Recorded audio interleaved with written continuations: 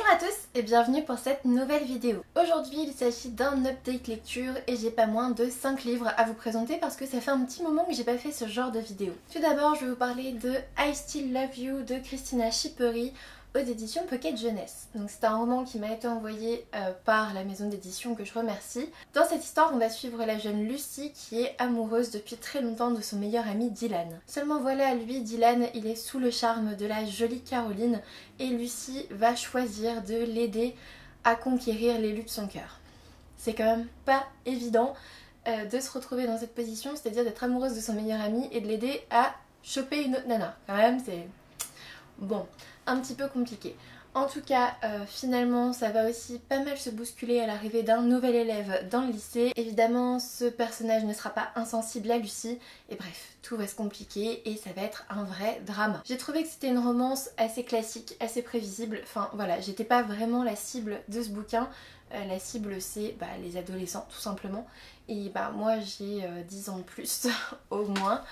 Au moins, on va s'arrêter à 10 ans, oh, c'est bien.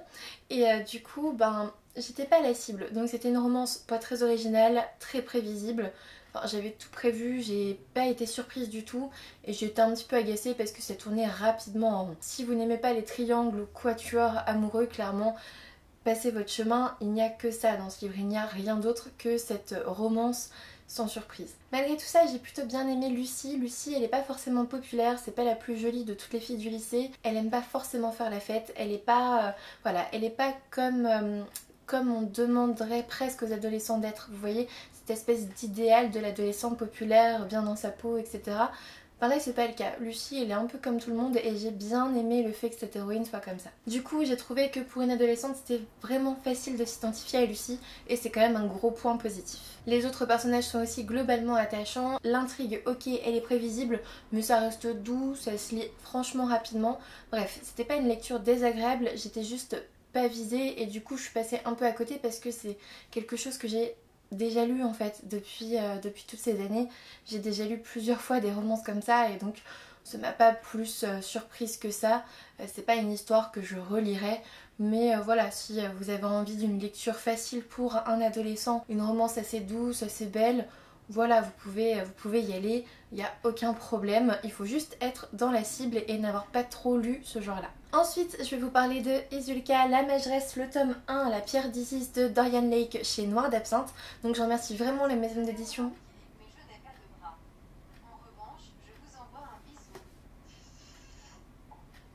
Il y a mon Google Home qui vient de me faire un bisou, je sais pas pourquoi. J'ai dit je suis désolée, je n'ai pas de bras, en revanche je vous fais un bisou et il y a eu un bruit de bisou.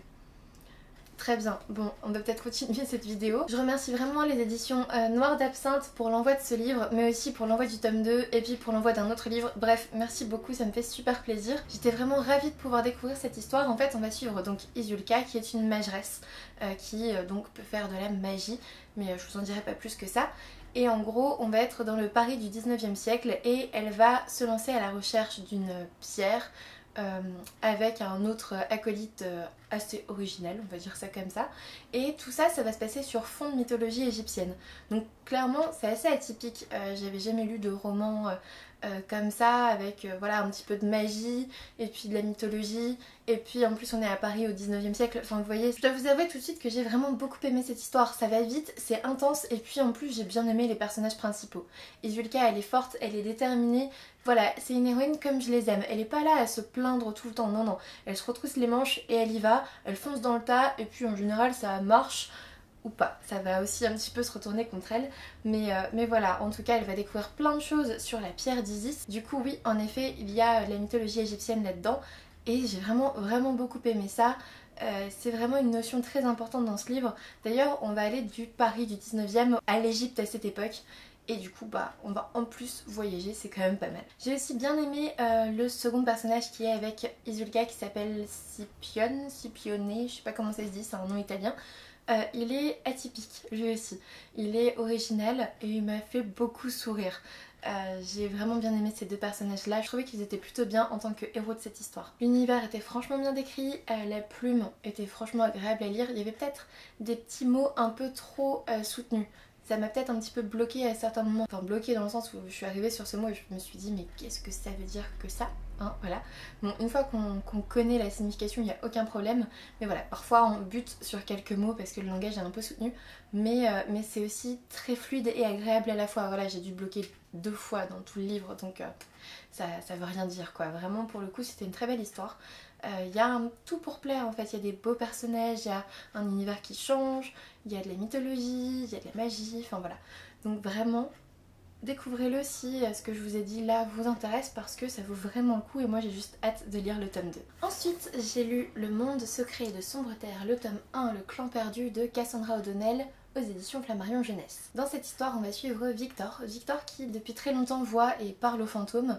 Alors que tout le monde le prend pour un fou, il va faire la rencontre d'Alina, avec son petit monstre sur l'épaule, et il va alors tomber dans une histoire vraiment fascinante. Alors ce roman il est destiné aux plus jeunes, je l'ai acheté personnellement pour ma petite nièce, c'est du 8-11 ans je crois, du 9-11 ans. Donc voilà, j'étais pas forcément la cible et pourtant en fait en le prenant comme un livre jeunesse, je trouvais ça tellement bien. Il y avait quelques touches d'humour, il y avait un univers assez intéressant avec plusieurs types de monstres et ça c'était plutôt cool. C'est assez rare que dans des livres jeunesse on parle de plusieurs types de monstres, souvent on se cantonne à 1 ou 2. Là il y en a plein, hein. Il y en a plein d'ailleurs, ils sont même exposés là, ils sont dessinés, vous voyez, vous pouvez voir un petit peu ce qu'il en est. Et j'ai trouvé ça trop bien, voilà. J'ai bien aimé le duo Victor-Alina, je trouvais qu'ils allaient plutôt bien ensemble. Et puis en plus ils ont un autre ami, j'ai oublié son prénom. J'ai retrouvé, il s'appelle Lucas, j'ai bien aimé aussi Lucas. Voilà, j'ai bien aimé la plupart des personnages de ce roman. Et puis surtout, il y a quelques illustrations, je vais vous montrer la toute première illustration. Voilà, j'ai trouvé que c'était vraiment super bien pour un roman jeunesse d'être agrémenté de petites planches graphiques comme ça, je trouve ça génial. Ensuite, je dois avouer que je suis totalement séduite par la plume de Cassandra O'Donnell. C'est bourré d'humour, c'est fluide, c'est agréable à lire. Vraiment pour le coup foncez, que ce soit pour vos enfants, vos nièces, vos cousins ou pour vous-même. Il n'y a vraiment pas d'âge pour découvrir ce roman. Moi j'ai juste hâte de découvrir la suite parce que j'ai été totalement conquise en fait. Ce qui m'a vraiment étonnée c'est de retrouver un tel imaginaire dans un roman destiné aux plus jeunes. Souvent c'est pas très poussé, on va pas très loin. Et là, là ça y était quoi. Même moi j'ai bien aimé ce roman alors que j'ai 15 ans de plus que la cible.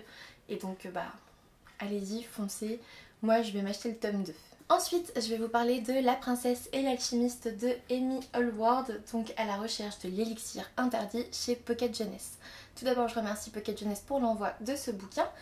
J'ai adoré. En fait, dans cette histoire, on va suivre une princesse qui s'appelle Evelyn, qui va faire un filtre d'amour et qui va le boire malencontreusement et qui va tomber amoureuse d'elle-même. Alors ça, franchement, ça donne place à des chapitres super drôles. En fait, on va être dans la tête d'Evelyn qui se drague à travers le miroir et qui se demande pourquoi la belle Lynn là en face ne lui parle pas, ne lui adresse pas la parole, etc. Et j'ai trouvé ça trop drôle. Enfin voilà, rien que ça déjà, ça m'avait plu. Et en fait, pour délivrer la jeune Evelyn de son filtre d'amour, la famille royale va mettre en place une chasse fantastique, c'est comme ça que ça s'appelle. Et en gros, ça va réunir tous les alchimistes du pays. Et ils vont devoir s'affronter pour réunir tous les ingrédients de l'antidote. Et puis voilà, le premier qui trouve l'antidote, le premier qui arrive à le faire, il gagne. Voilà, tout simplement, il redore le blason de sa maison parce que voilà, on est aussi dans une époque où on va dire qu'il y a des genres d'industrie pharmaceutique et du coup les alchimistes ils servent vraiment plus à rien, tout est synthétisé et du coup les alchimistes ça s'est un petit peu perdu. Et du coup en parallèle on va suivre Samantha Chimie. Samantha Chimie c'est l'héritière d'une grande famille d'alchimistes mais du coup qui vend plus grand chose, qui est devenue pauvre, enfin voilà, leur boutique elle tombe en ruine, qui font plus grand chose à cause des éléments synthétisés. Et Samantha elle va se lancer dans la chasse fantastique. Donc non seulement elle va découvrir plein de trucs sur sa famille, plein de trucs sur les alchimistes, sur l'histoire, etc. Mais en plus elle va découvrir des univers mais tellement géniaux. On va passer de la forêt tropicale aux montagnes glaciales, bref, pour réunir les ingrédients on va vraiment aller partout. Et du coup on va vraiment découvrir un univers très riche. J'ai adoré, il y a plein de monstres imaginaires très intéressants. Ça donne lieu à plein de voyages, plein d'éléments. C'est très riche en fait, on s'ennuie pas dans ce bouquin. J'ai vraiment adoré le lire, je l'ai dévoré, j'arrêtais pas d'y penser. Je me disais mais qu'est-ce qui va se passer ensuite, c'est quoi le prochain ingrédient, tout ça, parce que on n'a pas la liste des ingrédients, non il faut qu'il les trouve. On sait pas comment la princesse a fait son filtre d'amour à la base. Donc voilà, j'ai trouvé ça super bien, c'était vraiment agréable. c'était fluide. J'avais vraiment envie de savoir la suite en fait, c'est très riche et en même temps c'est très simple. Et je sais pas, j'ai été vraiment conquise par ce roman et j'ai juste hâte de lire les tomes suivants parce qu'il y en a d'autres dans cette saga. J'ai juste hâte de retrouver ces personnages parce que j'ai vraiment aimé. Les personnages étaient super intéressants, super attachants. Il y en a pas mal d'ailleurs qui sont présentés. Et puis la chasse fantastique, franchement moi j'étais à fond dedans. C'était un genre de télé-réalité en fait. On montre aussi l'influence des médias via ça. Et j'ai trouvé ça très bien fait. Et voilà, j'étais à fond, je vous le recommande à 100%. Si jamais le résumé de départ vous intéresse, pour le coup on n'est pas déçu.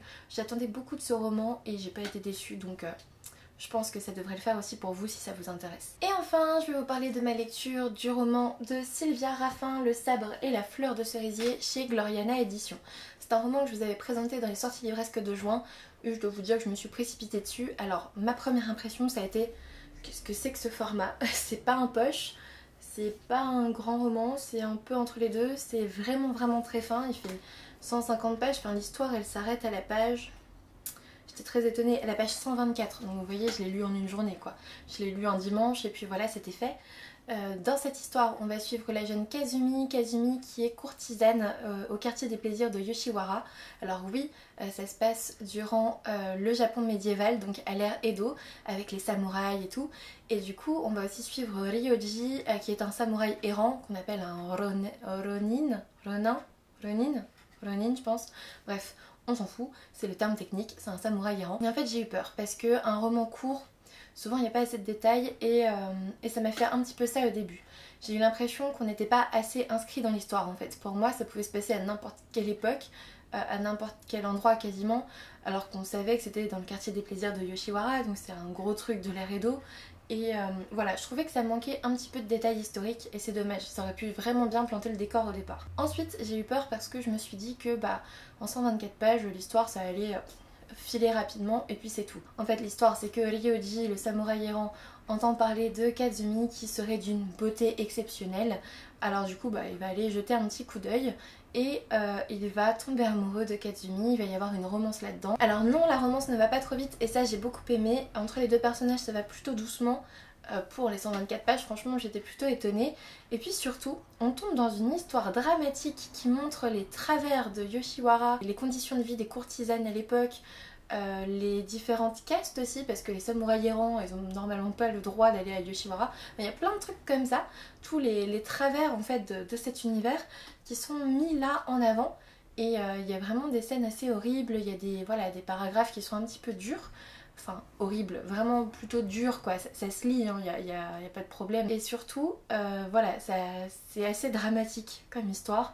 J'ai eu l'impression que Sylvia Raffin, elle revisitait un petit peu comme une histoire d'amants maudits qui sont pas normalement voués à se rencontrer parce qu'elle est courtisane à Yoshiwara et lui il est samouraï errant et franchement les samouraïs errants ils ont pas le niveau, la caste, l'argent pour normalement voir ces courtisanes, ils ont même pas le droit de rentrer dans Yoshiwara, donc c'est un petit peu comme des amants maudits quelque part.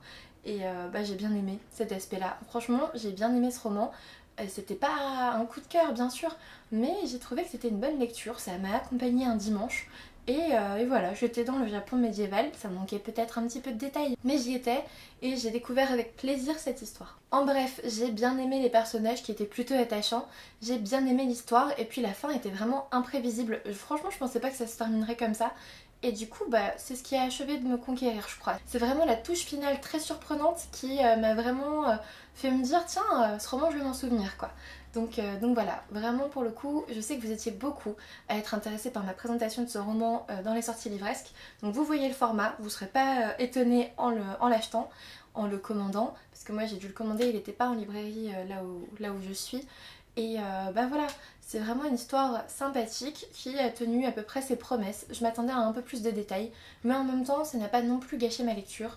Et du coup je vous le recommande vraiment si ça vous avait intrigué lors de ma présentation. Allez-y, foncez, je pense que ça peut vous plaire. Cette update lecture est maintenant terminée, je viens de vous évoquer les 5 derniers livres que j'ai lus. Globalement c'était des bonnes lectures, à part I Still Love You qui m'a un peu un peu ennuyé, le reste il y avait quand même du très bon, donc je ne me plains pas. J'espère que cette vidéo vous aura plu, n'hésitez pas à me laisser un commentaire pour me dire ce que vous en avez pensé, si vous avez lu certains de ces livres et ce que vous avez pensé de ceux-ci. Un pouce bleu ça me fera toujours plaisir, un abonnement pour ne pas louper mes prochaines vidéos, et puis moi je vous dis à bientôt pour une nouvelle vidéo.